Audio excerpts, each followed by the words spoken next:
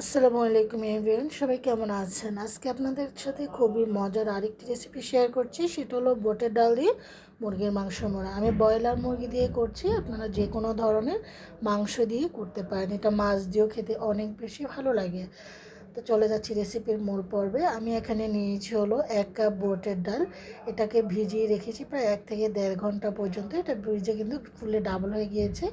এখানে একটা মুরগি পুরাটাই নিয়েছি, প্রায় 1 কেজি থেকে বেশি হবে।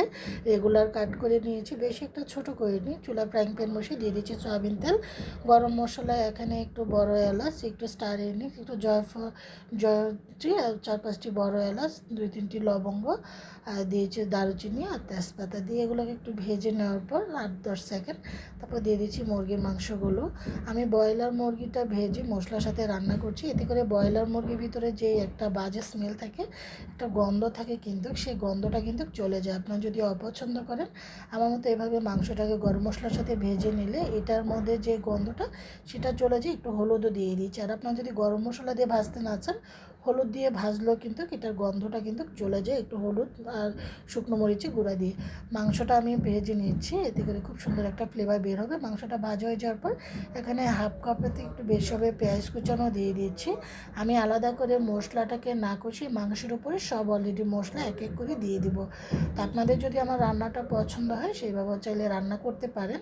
তো আমি আসলে একবার এক এক রকম রান্না করার চেষ্টা করি, আজকে একটু ভিন্ন ধরনের করছি। এখানে 1.5 চামচ রসুন বাটা, 2 চামচ আদা বাটা, আর দিয়ে দিচ্ছি 2 চামচ লাল মরিচের গুঁড়ো, দিয়ে দিচ্ছি 1 চামচ জিরা, 1 চামচ ধনিয়ার গুঁড়ো, আর দিয়ে দিচ্ছি হলো 1 চামচ এটা মাংসের মিক্স মশলা, আর দিয়ে দিচ্ছি স্বাদ অনুযায়ী লবণ। দিয়ে এখন মাংসটার সাথে মিক্স করে আমি মাংসটা কষিয়ে নেব।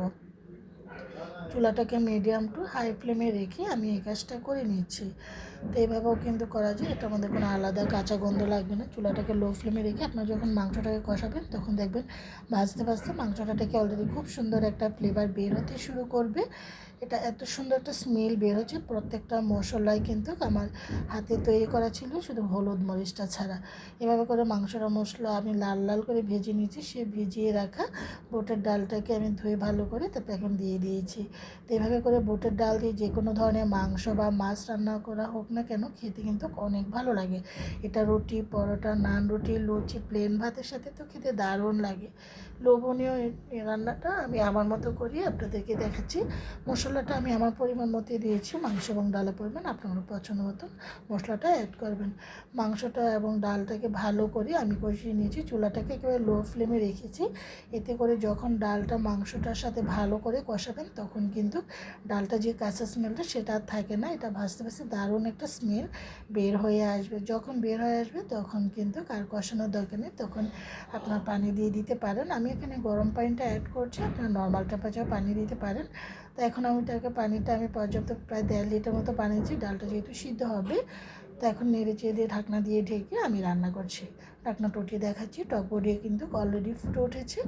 তো ডালটা কিন্তু একদম গালিয়ে নেব না, গালিয়ে নিলে আবার ভালো লাগে না, একদম বেশি হয়ে যায়, দেখতে ভালো লাগে না আর কি। তা এখন এইভাবে করে আমি নেড়ে চেড়ে দিচ্ছি, যেন নিচে যেন লেগে না থাকে। এভাবে নেড়ে চেড়ে দিলে ডালটা খুব সুন্দর পারফেক্টলি কিন্তু সিদ্ধ হয়। তো আমি এবার যে দেখছেন আবার উল্টে পাল্টে দিচ্ছি, আস্তে আস্তে ঝোলটা কমে আসছে। আমি একটু মাখো মাখো টাইপের রাখবো, এবার টেস্টটা ভালো আসে। দেখছি ডালটা সিদ্ধ হয়েছে কি না। তো ডালটা আমার সিদ্ধ হয়ে গিয়েছে, যে দেখতে খুব সুন্দর ফেটে গিয়েছে। এখন আমি নেড়ে চেড়ে তারপর দিয়ে দিচ্ছি 5-6টি কাঁচামরিচ ভেঙে। এতে করে কাঁচামরিচের ঝালটা, ফ্লেভারটা খুব সুন্দর বের হবে। এটা অতিরিক্ত ঝাল বের হবে না। এখন দিয়ে দিচ্ছি 1 চামচ এটা গরম মশলার গুঁড়া, এতে করে এটা টেস্টটা আরও দারুণ আসে। আপনার চাইলে ধনেপাতা, পাঁচফোড়ন, জিরার গুঁড়ো এগুলোও দিতে পারেন। এখন নেড়ে চেড়ে চুলাটা অফ করে ঢাকনা দিয়ে ঢেকে চুলা থেকে আমি 5 মিনিট রেখে চলে যাচ্ছি সার্ভ করার জন্য। আলহামদুলিল্লাহ, এটা এত মজা হয়েছে। আমার বাচ্চারা তো বাসায় বারবার বলছে পরোটা বানাইতে, রুটি বানাইতে, ওরা এগুলো দিয়ে খেতে আর বেশি পছন্দ করে। সবাই ভালো থাকেন, আল্লাহ হাফিজ।